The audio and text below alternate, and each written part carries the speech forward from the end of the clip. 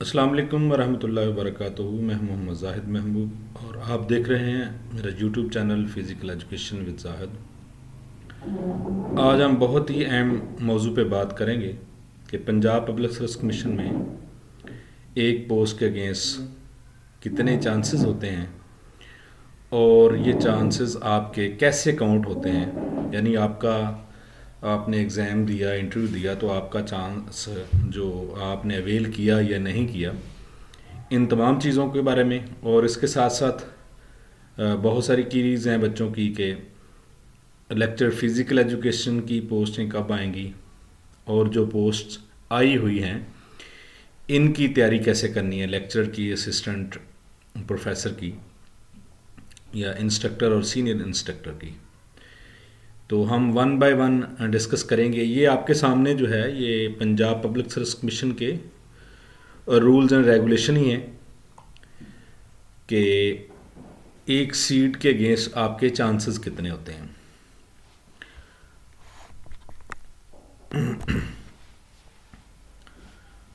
तो एक सीट के अगेंस्ट, एक पोस्ट के अगेंस्ट आपके चांसेस जो हैं वो 3 हैं। मिसाल के तौर पर लेक्चर फ़िज़िकल एजुकेशन लगा लें, लेक्चर एजुकेशन लगा लें, लेक्चर उर्दू की बात कर लें। तो अगर आप एक पोस्ट पे अप्लाई करते हैं तो आप 3 चांस अवेल कर सकते हैं।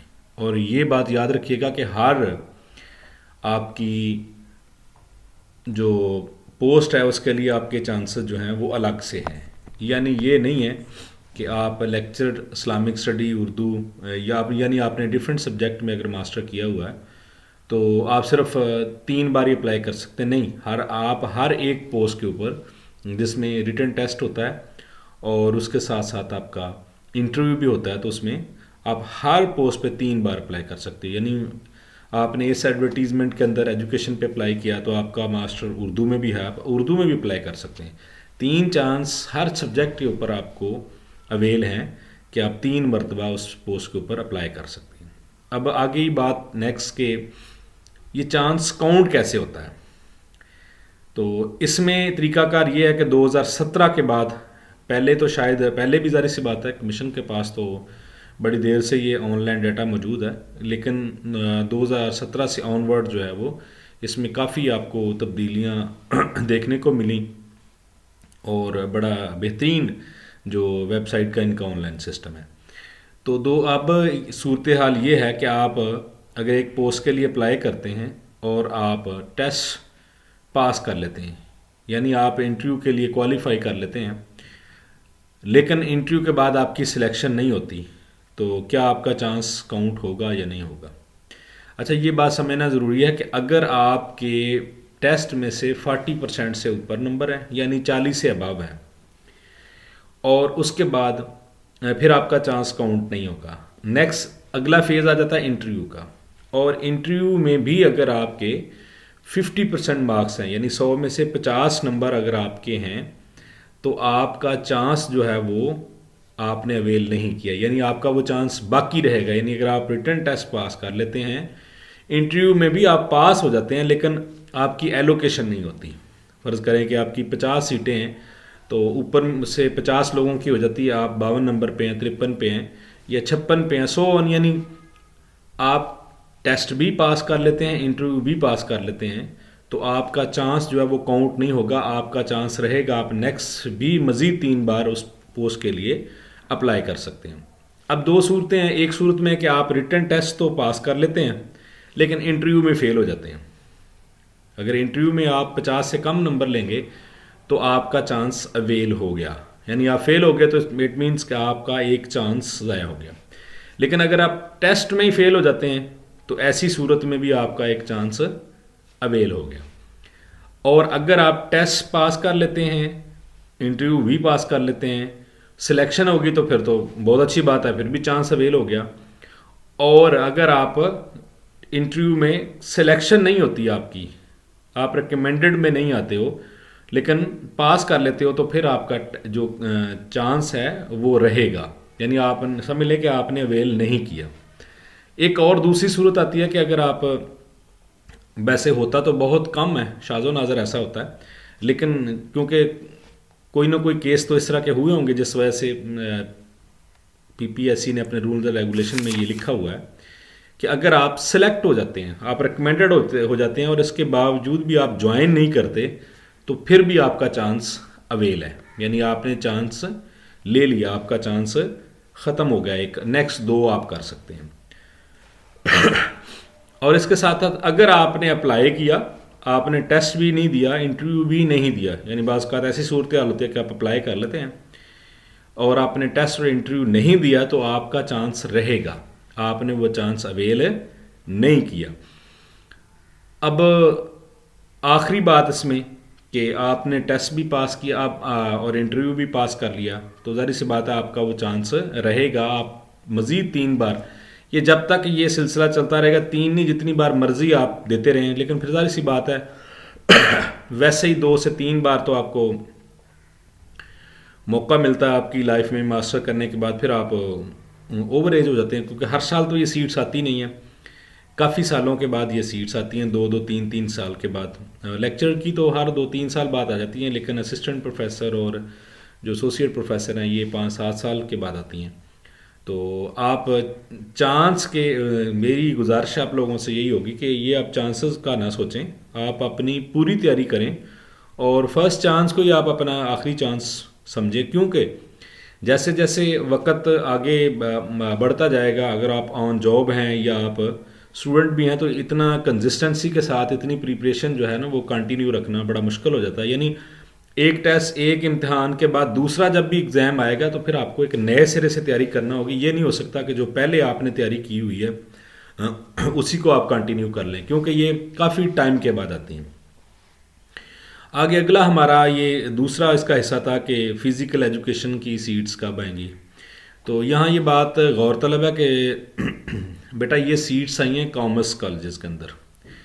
तो कॉमर्स कॉलेजेस के अंदर एक सीट होती थी डीपीआई की फ़िज़िकल एजुकेशन की, तो अभी मेल की आई हैं, ठीक है, और इसके बाद हो सकता है कि जहाँ पे फ़ीमेल कॉलेजेस हैं वहाँ पे ज़रूरत पड़े इन लोगों की और तो और पोस्टें आएँ। और ये बाज़ बात ऐसे होता है कि किसी एक हिस्से को पहले दे दिया जाता है, दूसरे को बाद में, तीसरे को बाद में। तो अगर जो कॉमर्स कॉलेज में ज़रूरत है इन फ़िज़िकल एजुकेशन टीचर्स की, तो इंशाल्लाह वो भी बहुत जल्द आएंगी।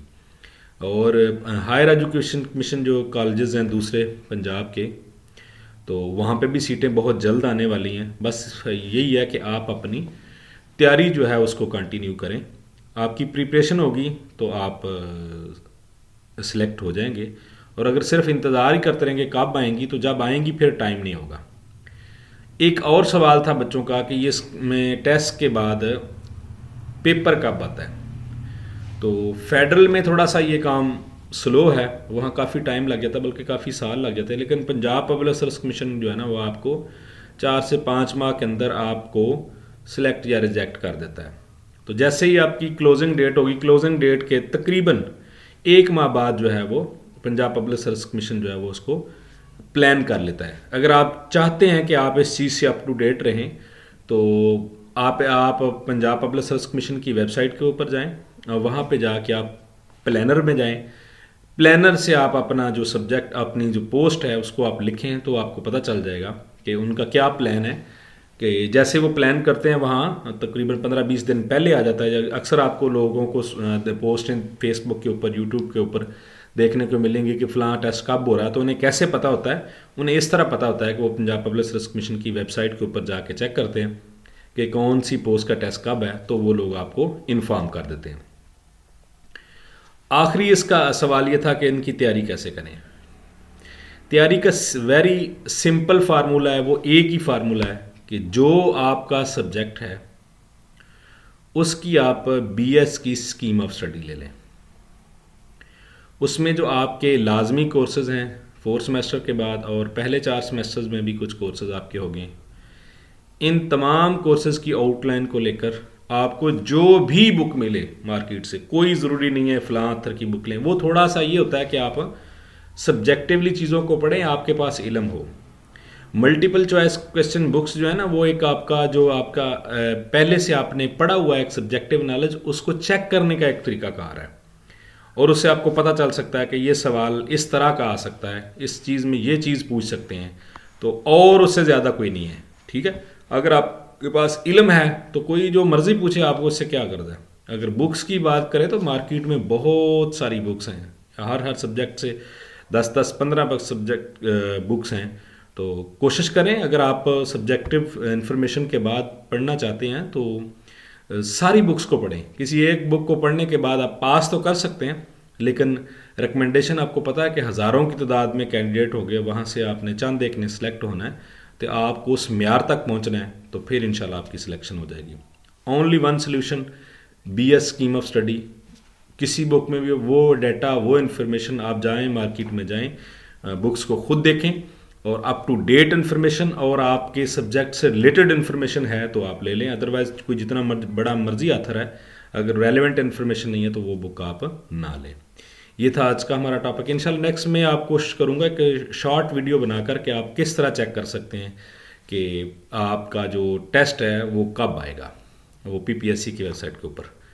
तब तक के लिए अल्लाह हाफिज़, अस्सलाम वालेकुम।